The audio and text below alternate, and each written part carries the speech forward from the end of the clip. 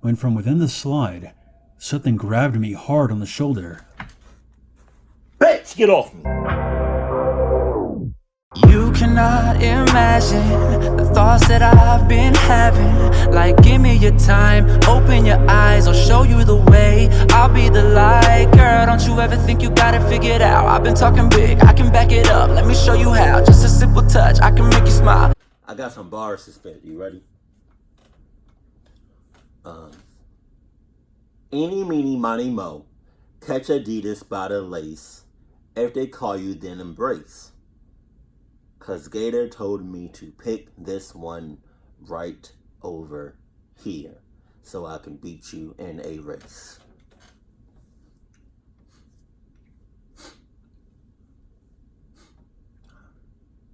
I better not see nothing but the fire emojis in the comment section. Let's get it. Sup? What the fuck? No. What's it? Wait, what's the title? Hold on. Wait, what's the title? 2 creepy McDonald's. God damn it. McDonald's is just... fuck. There are 2 types of people who work at McDonald's, or fast food places in general. There are ambitious, intelligent people who are trying to work hard to achieve a goal, in the hopes that one day they'll be able to quit for the sake of something better. And then there are the losers, those with no ambition who have given up.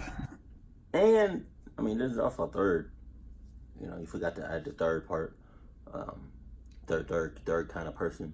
It's the motherfucking creeps. Okay? And it's not just the customers that go to McDonald's. You got some motherfucking creeps that be working for McDonald's. Just saying. So I just want to let y'all. I just want to let y'all know that, you know, that there is a third type of person. Some motherfucking creeps that go to McDonald's as a customer. Cause you know McDonald's be hot, like, you know, they just, yeah, you know, they just be on bullshit. You know, they just attract. How do you wait? McDonald's be attracting. There we go.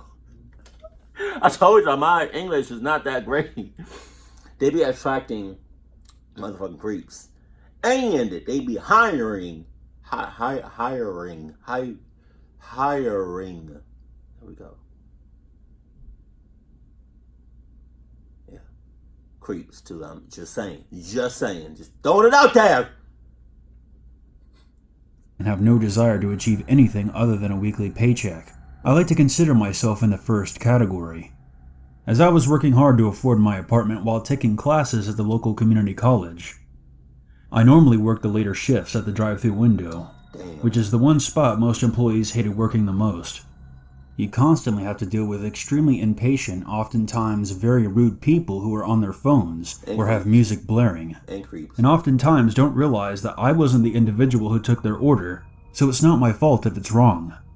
In addition to that, you're pretty much constantly on your feet and exposed to the elements. No matter how cold, windy, or rainy it is, you have to keep leaning out into it, wishing that you were in a warm car about to drive away from this place. My point being is, please try to be more kind and patient with the drive-thru people. Yeah, some are lazy, but most are trying their best, and even though you only see them for about half a minute, a kind remark or a warm smile might make their day. Anyways, now that I've gotten that off my chest, I work the late shift with 2 people who I believe qualify for the second category of employees. Connie was a high school dropout who was almost always late and was never invested in what she was doing, and Harold was a deadbeat who often smelled like weed. So basically, you'd working with 2 fuck-ups. That's what you're telling me. Okay. Basically, you telling me you working with 2 people that be bullshitting all the time.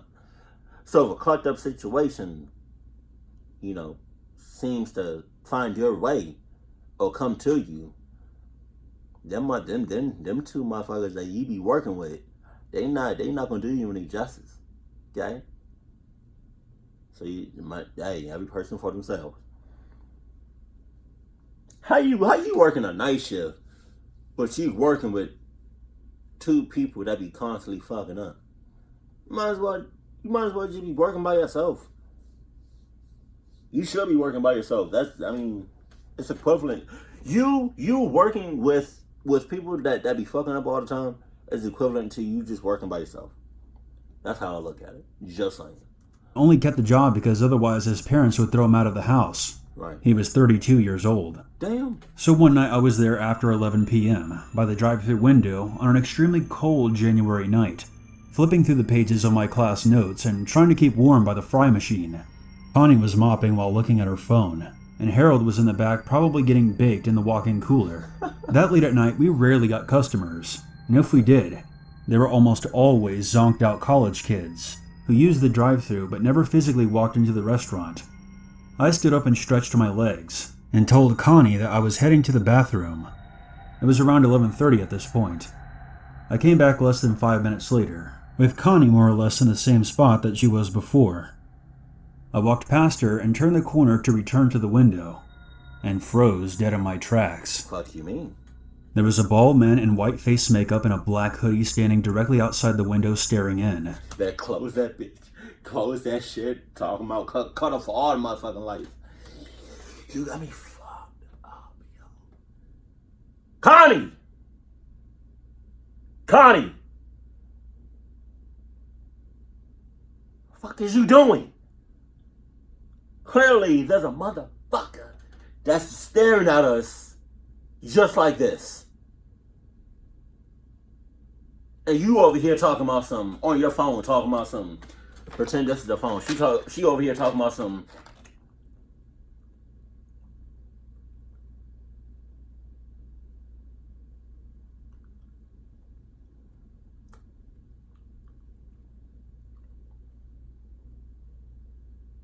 Hey, what's good, man? What's good?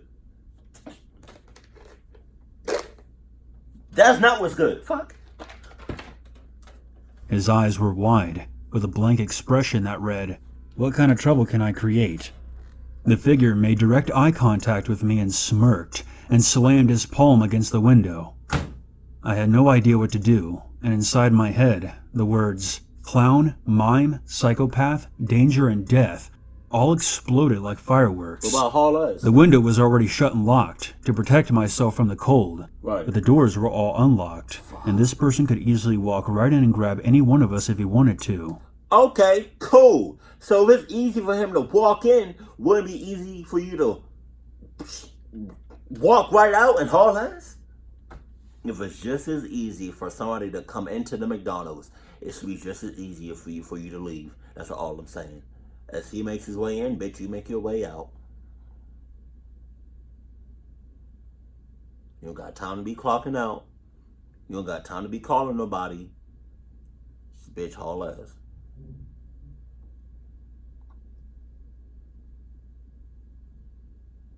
Just saying. In my head, I kept referring to it as he, but honestly, I had no idea what the gender was. The outfit and makeup made the stranger look androgynous. Maybe that was the point. The figure slapped on the glass window again with its hand. Open. No, bitch. You got me fucked up.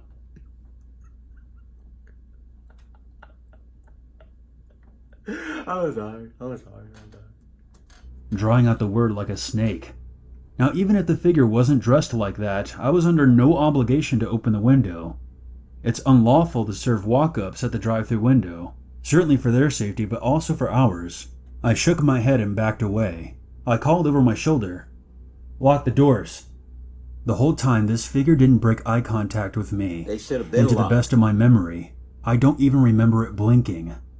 It drew back its lips in a sinister smile, and I shit you not, its gums were black. That's nasty. I don't mean I was too far away that I couldn't see clearly. He got I herpes. mean its gums were as black as licorice. He got AIDS. Open. Bitch, now you got me fucked up. He got black gums. You know that bitch got chlamydia and all that shit. You know he got. You know he got. If anybody you see with black gums, You know they got herpes. I'm lying.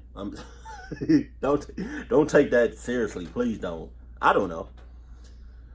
What does that even mean? Like, I don't know what that. I mean, I've seen people like black gums. What is that, like gingivitis or something? Something like that. I know that shit not healthy. You see my shit? Fucking pink, bitch. Just like pussy. I promise you, I'm not on nothing. You know, I'm an idiot. So I just be laughing like I be saying like some of the stupidest. I said stupidest remarks, and I be laughing at some of the dumbest shit. I've seen a recent comment in one of my recent videos, and I think they said something like I was baked or something, or I was high as hell. Like, nah, I'm not on nothing. I'm not popping no pills. You know, I don't smoke nothing. I'm not high. I don't be injecting, right? It's ejecting.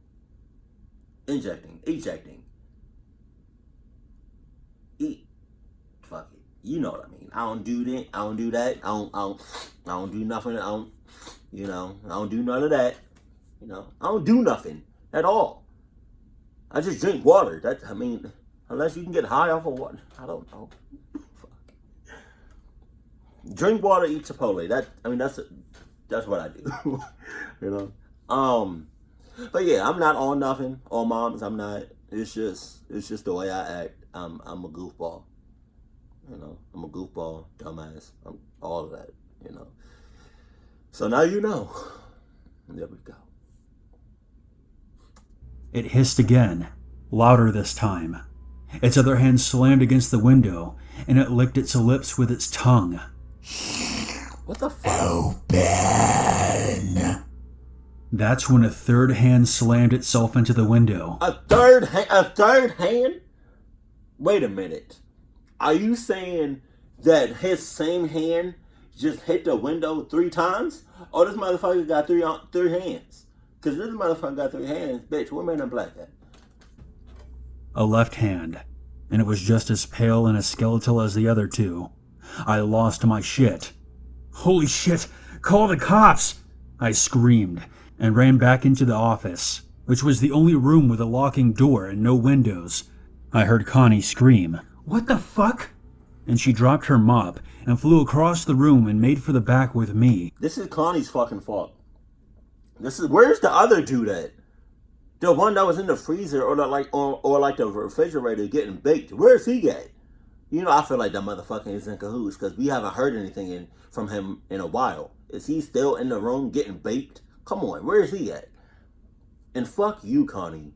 Like, for real, because you could have prevented this whole thing. You over here talking on your phone, talking about while I was in the bathroom, you was on your phone talking about something.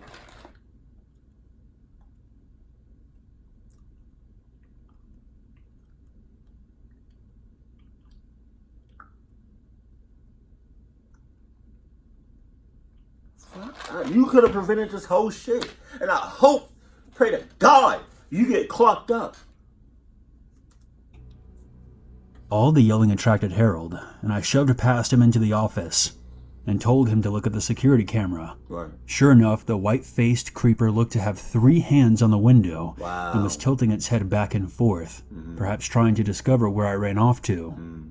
We locked the office door and called the cops, explaining to the operator that there was at least 2 prowlers outside acting in a threatening manner towards us. I kind of expected it to be over after I called the cops. If it was a prank, they would run once they realized they scared me enough to call 911. But it didn't end there. We watched as the figure left the drive-thru window, circled the building, and made for the restaurant door. "Is there a second one? Look for a second one," I panicked while still on the phone with the operator. Connie was freaking out, and Harold was muttering something about not getting the police involved, likely because he was carrying weed. That's when the power went out. Everything. Cameras, lights, phone. The whole building went down. Are you fucking serious? And barely 10 seconds after we all quieted down after shouting at each other in the dark, we heard footsteps in the dining room area. No, you didn't. Connie, did you lock the doors? I whispered. She didn't reply. I know she didn't. I think she had her hand pressed over her mouth. I know she didn't. Open. We heard a voice call from outside the room in the dark. Open. Hot ass breath. The shout came at least 3 more times, circling from the kitchen to right off the hallway where we were hiding. I was convinced I was about to die, and every decision I had made in my life that brought me there was flashing before my eyes. We heard footsteps pass the office. After another few minutes, we heard the wail of police sirens outside, and at any moment, we expected to hear gunfire and the police shouting at someone to get on the ground, but we never did. We waited until the police identified themselves, and opened the door and ran out into the parking lot. Since the power was down, we couldn't show the cops the security footage, so we just told them what we saw. They swept the whole building and said it was clear. The owner of that particular franchise store showed up about an hour later, after Harold and Connie had left. I waited for the power to be restored, so an officer could escort me back inside to collect my belongings. The next day my manager called me and asked me to work the night shift. I asked him if the creep from last night had been caught. When he said, "There was no creep," I told him I quit and hung up the phone. This story is completely true. I have no idea what caused the power outage, which apparently erased all the security footage from the day. Without proof on video, my manager and the cops concluded that it was an elaborate prank. What? But that third hand still bothers me to this day, Prank my even ass. more so than its hungry, inhuman eyes. Sure, it could have been a prank, but I wish someone would just confirm that for me, so I can sleep again. Keep your windows locked at night, and if you hear someone tapping from behind the curtains, don't open them. No shit. And I feel like that guy, the third employee that was getting bait, I felt like he was in cahoots. A couple of years ago, I worked at a McDonald's in Kansas. It was a location with a large outdoor play place for the kids. Right. In all honesty, if it wasn't for that thing, I probably would have kept my job much longer. Part of my responsibilities included maintaining the cleanliness and safety of the big, colorful, large, intestine-looking pyramid of tubes and slides. Ew. It goes without saying that kids are messy. Hey, am I the only one that that when they see like a play area like McDonald's has, or if you go into a mall and they got like that kids play area, you know what I'm talking about? Am I the only one that sees and I see the kids playing and the shit?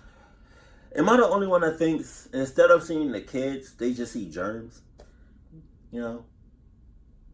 Because when I see kids playing around in a play area like this, I be like, I see nothing but germs. I don't see no kids. I just that's nasty as hell. I just see big ass human sized germs. Metal. Whenever one had a bathroom related accident or there was an injury, I had to go clean and sterilize the thing the best I could. I'm a relatively small person, so I was able to access most of the spots in the play place just fine, and because of that, I knew the maze-like structure very well. It's ironic that I went to school to design skyscrapers, and the closest I ever got to that was becoming an expert with the inner workings of a McDonald's child trap. Right. One night after work, my friend Nate and I decided to hang out and have a smoke before we drove home. The play place was closed even though the restaurant was still open. But instead of sitting in our cars, we unlocked the gate and wandered into the enclosure where the mini playground was, Why? locking the gate behind us. Damn. Technically, we probably shouldn't have been doing that. No shit. But I felt given how much time and sweat I sacrificed to this thing, I had to earn the relative privacy it could provide me. I sat at the base of one of the large tube slides and lit my cigarette, while Nate sat on a bench directly across from me. We had been talking for about 10 minutes. I shifted my weight in preparation to stand up, when from within the slide, something grabbed me hard on the shoulder. Bitch, get off me. Hey, I don't care. And then I'm hauling ass. I don't care if whoever grabbed me, I don't care if it was a baby, infant, toddler, kid, preteen, teenage. What was that?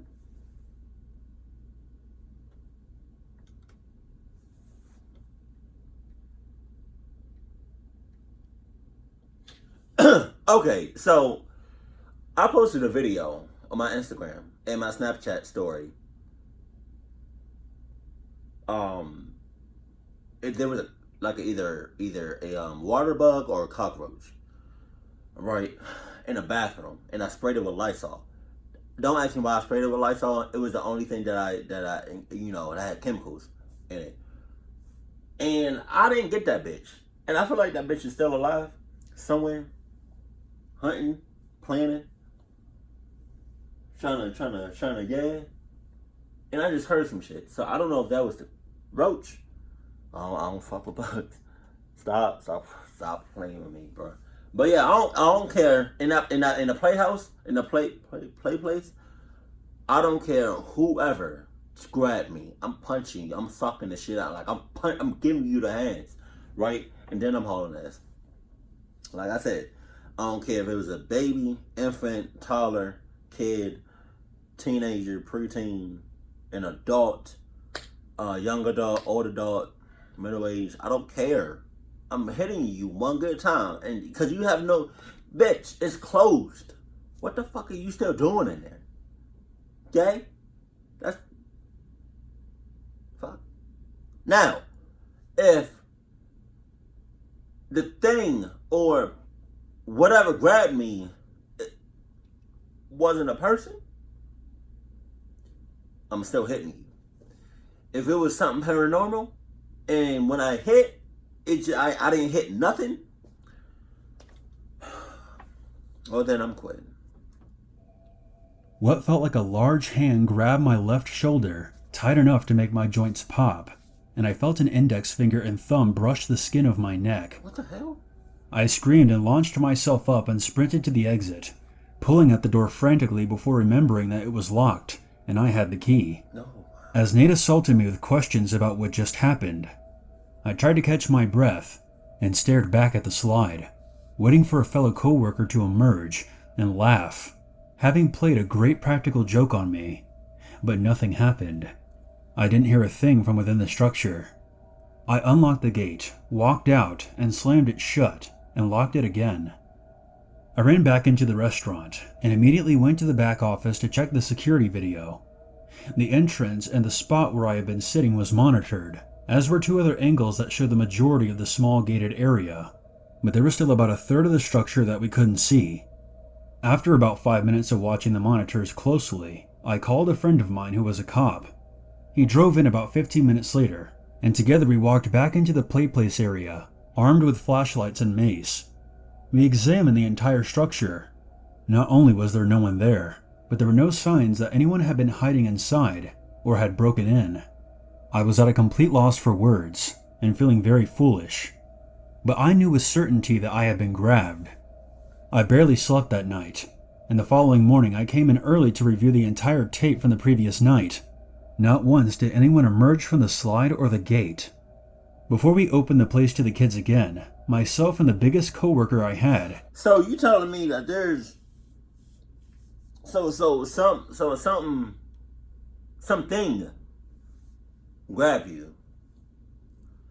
Okay, and you still came into work.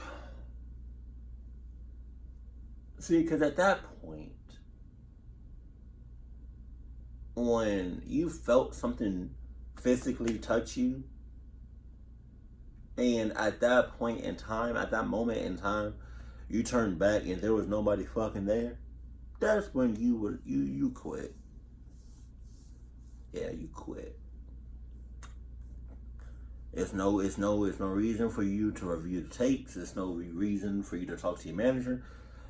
There's no reason for you to do anything except for quit. Fuck a 2 weeks, fuck a 1 week, fuck a couple days, fuck a couple hours.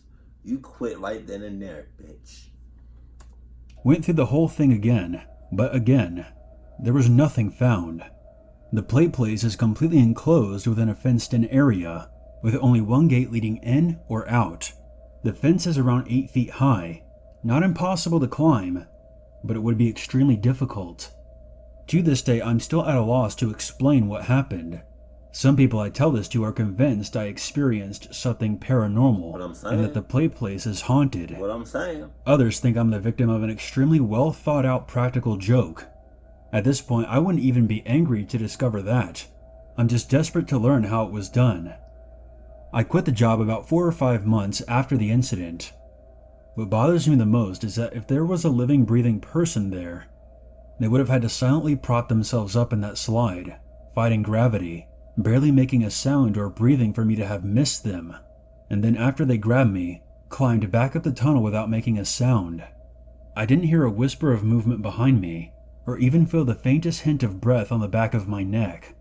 I really hope one day to discover the truth behind what happened, and why. I don't want to, nope. You don't, fuck, out of here, yo. There's always a reason. Congratulations! You've made it to the end of the video. What the hell? Are you still alive? Good. If you're wondering who this devilish voice belongs to, it is I, the creature from the first story. Anyway, those pathetic humans didn't realize that all I wanted was a happy meal. It's not like I was going to decapitate them and assimilate their organs into my being. I only do that on the weekends. See. Anyway, have a good night. And you have yourself a very happy New Year. Maybe I'll see you later. And as always, do not forget. There's always a reason to be afraid.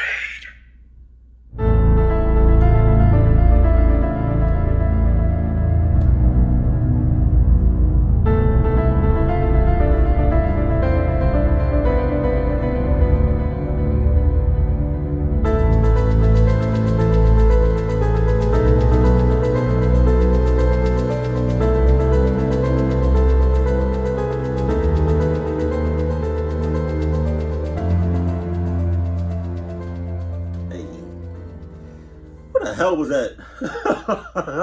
Oh shit. In the comment section below, alright, at your job, right, if you felt what it seemed like a real person grab your shoulder or any part of you, right, and I'm talking about like grabbed. That shit hurts. But grab your shit, right? Firmly grasp it. Oh, I love SpongeBob, bro. So, if you're at your job, right, and you feel somebody, you thought it was a person that grabbed your shit, right, and yanked you,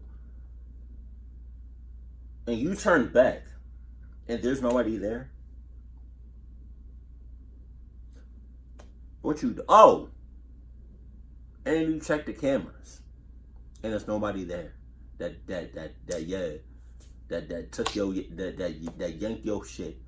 What you doing? Are you quitting right then and there? Are you gonna put in your 2 weeks? Are you gonna work for 2 weeks and then bounce? Or are you just gonna be like, it was nothing?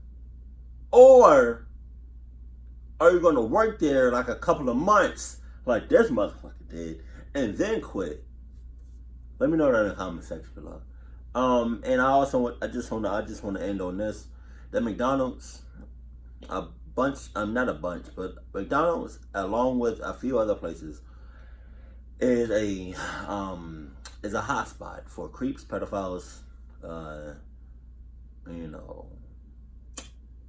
paranormal shit, weirdos,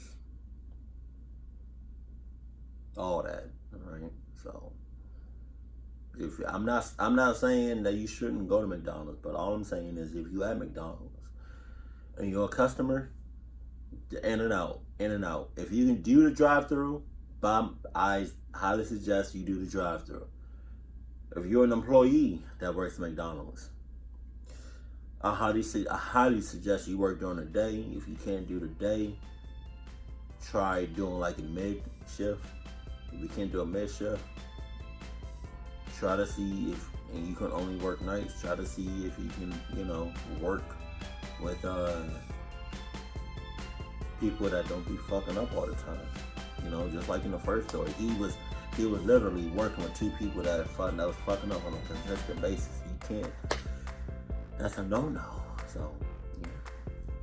Keep it cool, keep it classy, and I love you. Stay happy, my fam. Hey, where the hell did that third hand come from? In the first story? Where did that third hand come from? That's what I'm trying to figure out. But yeah, keep it cool, keep it classy, and I love you. Stay happy, my family.